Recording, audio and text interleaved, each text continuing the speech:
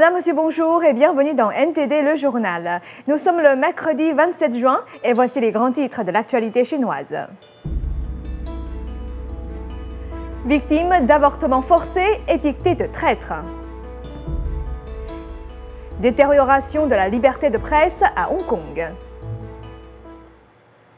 Une femme de la province du Shanxi a été contrainte d'avorter à 7 mois de grossesse. L'histoire de Fan Jianmei a secoué l'Internet chinois. Aujourd'hui, son mari a disparu et on pense qu'il a été détenu pour avoir discuté avec un journaliste allemand. La famille de la victime est également harcelée par les autorités locales. Deng Zhiyuan, le mari de la victime de l'avortement forcé Fan Jianmei, est porté disparu depuis plus de 24 heures maintenant. L'AFP rapporte qu'il a téléphoné à sa famille, mais sans donner sa localisation.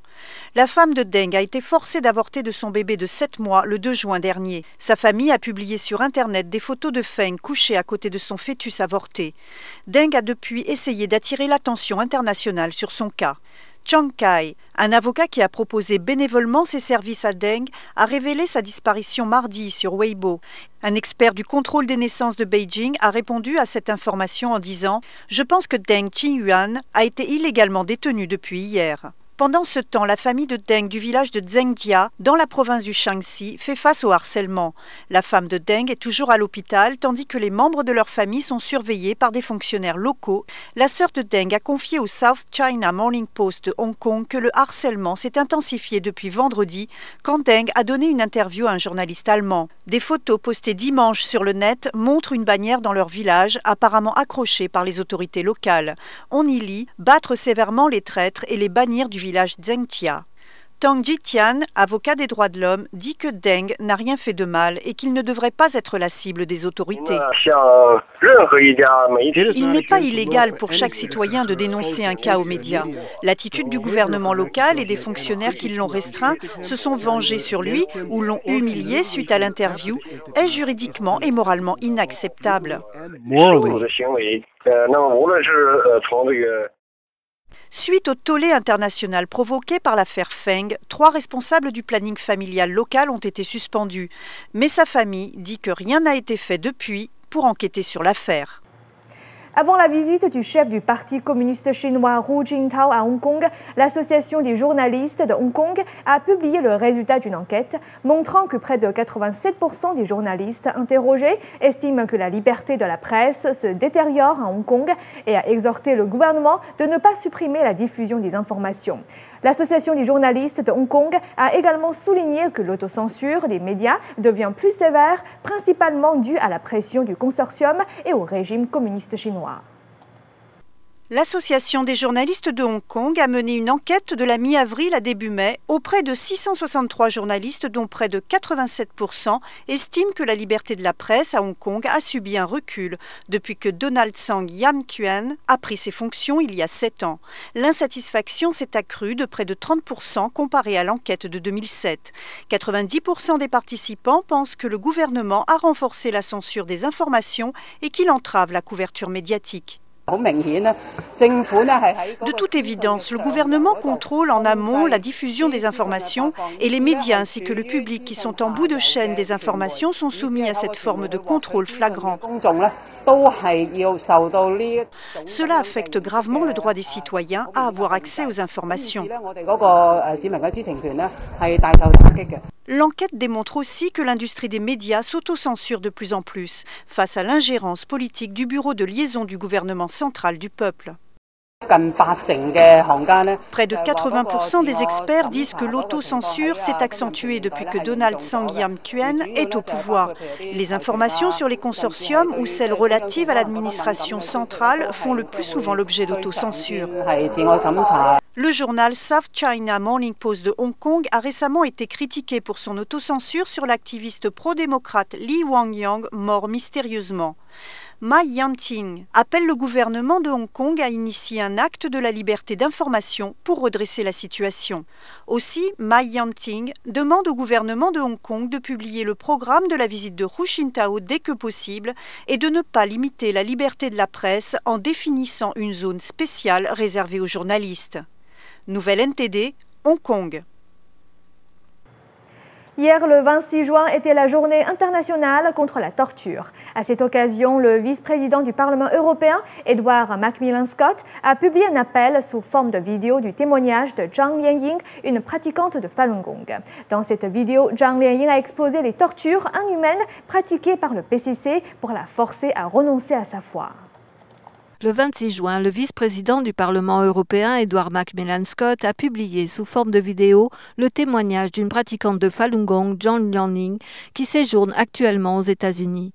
En 2008, Zhang Lianying a été détenue dans la prison des femmes de Pékin où elle a été torturée à répétition jusqu'à perte de connaissance. Lors de son voyage en Chine en mai 2006, Edward Macmillan Scott a rencontré à Pékin Liu Jinping, le mari de Zhang Lianying, qui par la suite a aussi été emprisonné et torturé par le PCC. Dans cette vidéo sur YouTube, Zhang Lianying a révélé la persécution dont ils ont été victimes, elle et son mari.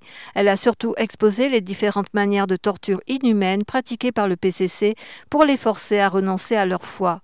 Après sa libération, Zhang Lianying a envoyé au Parlement européen une liste des 50 sortes de tortures qu'elle a subies. Edward Macmillan Scott a déclaré à Bruxelles que le PCC est le pire criminel qui fait souffrir son propre peuple par le biais de la torture. La plupart des victimes sont totalement innocentes. Ils sont punis en raison de leurs convictions religieuses ou politiques. Selon Manfred Nowak, l'ancien rapporteur spécial sur la question des tortures auprès des Nations Unies, parmi les 7 à 8 millions de prisonniers chinois, environ les 2/3 sont des pratiquants de Falun Gong. À la fin de cette vidéo, c'est dans les larmes que Zhang Lianying a lancé un appel urgent. J'espère que le Parlement européen et l'Union européenne pourront prendre des mesures urgentes pour faire revenir la justice dans le monde. Nouvelle NTD. Il est notoire que les données économiques de la Chine sont souvent inexactes. On considère généralement certains facteurs, comme les données de l'électricité, comme une mesure fiable de l'activité économique du pays. Selon les rapports, la consommation d'électricité est supposée croître, mais les stocks de charbon en Chine nous indiquent le contraire. Voici notre dossier interdit du jour. Un article du New York Times du 23 juin a tiré l'attention sur le fait que l'incapacité du PCC à publier des données économiques exactes masque d'importants signaux d'un ralentissement préoccupant. 中国企业就是说有2套统计数据，或者是那个照2本账，就是早已经是公开的秘密了。就是说，实际上中国自己国有企业，中国的中小企业，中国国有企业在欺骗那个投资大众，欺骗外国投资者。中国那个中小企业呢，些私人企业呢，他因为逃税漏税，那个也在做2本账。 Li Keqiang a dit dans un câble diplomatique américain publié par Wikileaks qu'il regarde 3 indicateurs qu'il décrit comme pouvant moins probablement être truqués: la consommation d'électricité, le volume des cargaisons ferroviaires et le débours des prêts bancaires. Li Keqiang est un membre du comité permanent du Politburo, un membre de la faction de la Ligue de la jeunesse communiste et le principal lieutenant de Wen Jiabao. Alors que les fabricants en Chine accroissent la consommation en électricité, l'utilisation du charbon augmente. La production et la consommation en électricité sont considérés comme l'étalon d'or pour mesurer ce qui se passe vraiment avec l'économie chinoise. La collecte et le rapport des données à travers la Chine n'est pas aussi fiable que dans les autres pays. C'est cette année la première fois depuis 1989 qu'un ralentissement économique conséquent coïncide avec le changement de gouvernement qui a lieu tous les 10 ans. Des fonctionnaires à tous les niveaux du PCC doivent, sous la pression, rapporter de bons résultats économiques alors qu'ils attendent promotion, rétrogradation et transfert. Donc les données normalement fiables de l'électricité peuvent à présent être suspectes. Les indicateurs économiques chinois montrent que la production d'électricité était en mai de 3,2% supérieure à celle de l'an dernier.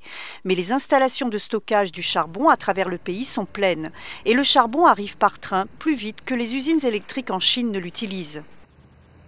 包括这种火力发电、水力发电、核能和其他的一些太阳能，一个是这个反映这个社会就是说国民消费的水平。所以用电数据如果是在那个下滑的话呢，第一呢，说明就是中国工业生产在急剧的下滑。 另外的话呢，如果居民消费这个用电也在下滑，这也说明中国的那个内需，就是说经济带动经济的内需市场呢，也是非常处于严重的萎缩之中。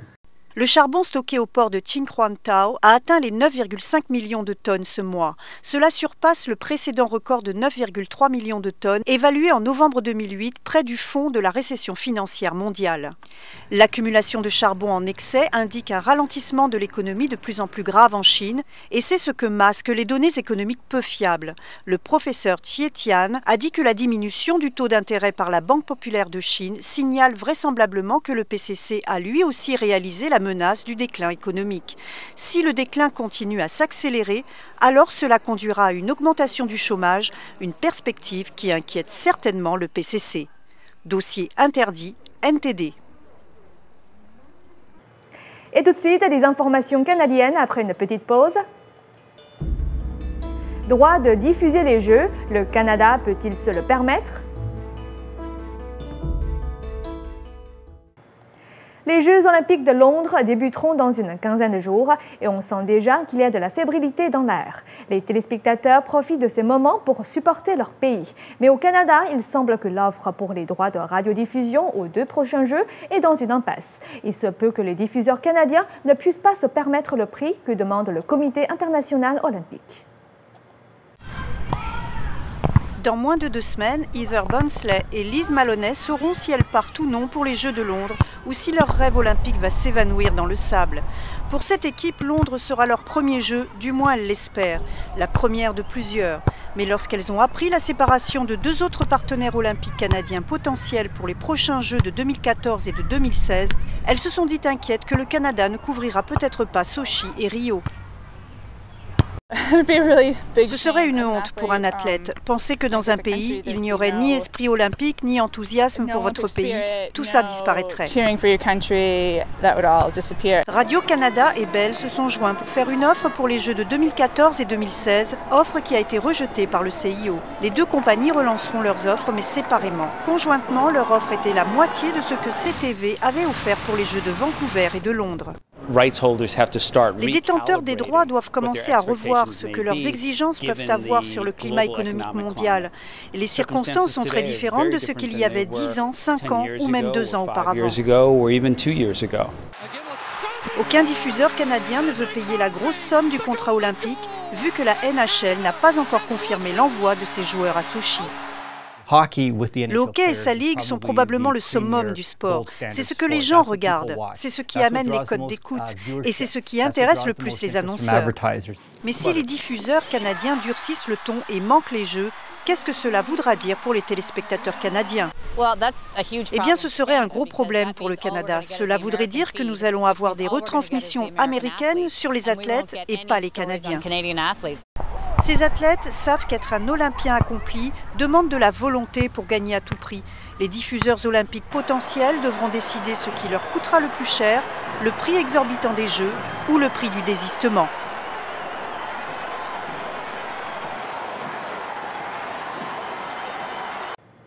Ces lupins très colorés à l'île du Prince-Édouard sont presque à leur summum. Peut-être verra-t-on plus de fleurs bleues que de roses. Mais on pourra le voir, ces fleurs se retrouveront peut-être dans le bureau du médecin. Chaque année en juin, les lupins envahissent cet atelier de Hunter Rivers. Mais ça ne dérange pas le propriétaire Darrell Stairs. Les touristes s'arrêtent pour amasser des fleurs sauvages et acheter un de ces mangeoires pour oiseaux. Ils sont ébahis. Ils ne s'empêchent pas d'admirer leur beauté et nous avons la chance de les voir tous les jours. Un chimiste de l'île a également remarqué leur multiplicité. Il a donc décidé d'examiner l'utilisation possible du lupin. Jason McCallum passe ses journées dans ce laboratoire à extraire des composés chimiques à partir de ces fleurs et de leurs graines. À présent, McCallum nous assure que ces composés peuvent être une source de suppléments et même des pesticides. Si vous êtes aux prises avec un champ infesté d'insectes, alors cultivez le lupin dans ce champ et à la fin de la saison, vous serez ainsi débarrassé de ces insectes. D'après ce chimiste, ces petites fleurs seraient une source probable d'isoflavone, un type de phytoestrogène se trouvant dans le soja, la luzerne et le trèfle rouge. Les isoflavones réduisent les symptômes de la ménopause et des problèmes hormonaux. Le lupin peut aussi soulager les maladies cardiaques et même cérébrales. Selon ses recherches, l'huile des graines peut être aussi utilisée comme carburant biodiesel, un produit assez lucratif. Ces choses pourraient combler une pièce du casse-tête pour les agriculteurs ici sur l'île et ailleurs dans le Canada atlantique. Darrell Stairs convient que l'île du Prince-Édouard pourrait être la pièce du casse-tête recherchée. Je crois que nous sommes entourés de matière à guérison, si seulement nous avions assez de bon sens pour l'utiliser. Les recherches préliminaires sur les lupins soient prometteuses, même avec des solides preuves à l'appui, le défi pourrait être de trouver un agriculteur prêt à prendre une chance sur les lupins en tant que culture.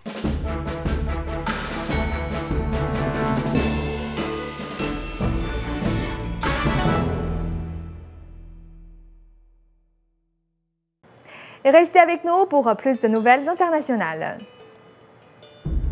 La reine Elisabeth II visite l'Irlande du Nord. 9 jeunes joueurs de football et supporters ont été tués dans l'explosion d'une bombe dans un quartier à majorité chiite de la ville de Hilla, à une centaine de kilomètres au sud de Bagdad. 9 jeunes joueurs de football et supporters ont été tués dans l'explosion d'une bombe qui avait été dissimulée à proximité d'un terrain dans un quartier à majorité chiite de la ville de Hilla, à une centaine de kilomètres au sud de Bagdad. L'engin explosif avait été arrimé à un autocar garé à proximité du terrain sur lequel 2 équipes de jeunes terminaient un match. Il y avait 2 voitures de police, mais les gens entraient sans être fouillés car c'étaient des joueurs et ceux qui ont placé les bombes portaient des vêtements de sport aussi. La voiture a explosé au moment où les gens partaient, détruisant les maisons. Les victimes étaient âgées de 15 à 20 ans et 30 autres personnes ont été blessées. La reine Elisabeth II a entamé mardi une visite de 48 heures en Irlande du Nord dans le cadre des célébrations de son jubilé. Son déplacement est l'occasion de sceller la réconciliation avec la province après des décennies de conflits armés. Elisabeth II a entamé hier une visite de 48 heures en Irlande du Nord à Enniskillen où elle a été chaleureusement accueillie. La reine, accompagnée de son époux le duc d'Édimbourg, a assisté à un office religieux dans la cathédrale de la ville en l'honneur de son jubilé de diamant. Elle a échangé une poignée de main historique avec l'ex-dirigeant de l'IRA, Martin McGuinness, numéro 2 du parti nationaliste Sinn Féin et vice-premier ministre d'Irlande du Nord, aujourd'hui vice-premier ministre de la province. Enniskillen a été le théâtre d'un attentat à la bombe de l'IRA en 1987 qui avait fait 12 morts, un des épisodes les plus sanglants des troubles nord-irlandais. La reine n'avait jamais rencontré ce catholique de 62 ans qui a combattu la domination britannique en Ulster pendant les 30 années de conflit au cours desquelles plus de 3500 personnes ont été tuées. Cette rencontre est importante pour le processus de paix. Les violences entre séparatistes catholiques et loyalistes protestants ont pris quasiment fin. Toutefois, des groupes de dissidents continuent de prôner le recours aux armes. Une trentaine d'attentats ou de tentatives ont été recensés en Irlande du Nord l'an dernier, sans faire de victimes. En signe de bonne intention dans le processus de paix envers la famille royale, Sinn Féin a déclaré qu'il n'empêcherait pas le gouvernement d'Irlande du Nord de donner à la reine son présent pour son 60e anniversaire de règne. 30 ans d'efforts n'auront pas permis de sauvegarder l'une des dernières variétés restantes des tortues géantes des Galapagos. La mort de George le Solitaire, une tortue géante centenaire, marque la fin de son espèce sur l'archipel équatorien des Galapagos, mais aussi un symbole de la lutte pour la reproduction de cet animal après 3 décennies d'efforts menés en vain par des scientifiques. L'unique survivant de l'espèce Geochelone abygdoni, découvert il y a 30 ans sur une des îles de cette réserve naturelle isolée dans l'océan Pacifique, a poussé son dernier soupir dimanche. La mort de George le Solitaire, une tortue géante centenaire, marque la fin de son espèce sur l'archipel équatorien des Galapagos. Également symbole de lutte pour obtenir la reproduction de cet animal après 3 décennies d'efforts menés en vain par les scientifiques. Les causes officielles du décès de George, âgé de 100 ans, demeurent pour l'instant inconnues. Cette espèce de tortue peut vivre jusqu'à 180 ans. Les tortues géantes, dont le poids peut atteindre près d'une demi-tonne et mesurer plus de 1,80 m, sont célèbres pour avoir inspiré la théorie de l'évolution des espèces du naturaliste britannique Charles Darwin. Ultime hommage, Georges fera son entrée dans le livre Guinness des records et sera embaumé. Classées au patrimoine mondial de l'humanité de l'UNESCO depuis 3 décennies, les îles Galapagos, situées à 1000 km au large de l'équateur, en abritent entre 30 000 et 40 000, représentant une dizaine d'espèces. Celle de Georges est la 4e à avoir définitivement disparu. C'est donc l'extinction totale d'une espèce de plus sur la planète et de lancer ce message aux êtres humains. Ne pas être responsable de ses actions peut avoir des conséquences fatales. Et avant de refermer ce journal, passons en revue les titres qui ont marqué l'actualité. Une femme de la province du Shanxi a été contrainte d'avorter à 7 mois de grossesse. L'histoire de Feng Jianmei a secoué l'internet chinois. Aujourd'hui, son mari a disparu et on pense qu'il a été détenu pour avoir discuté avec un journaliste allemand. La famille de la victime est également harcelée par les autorités locales.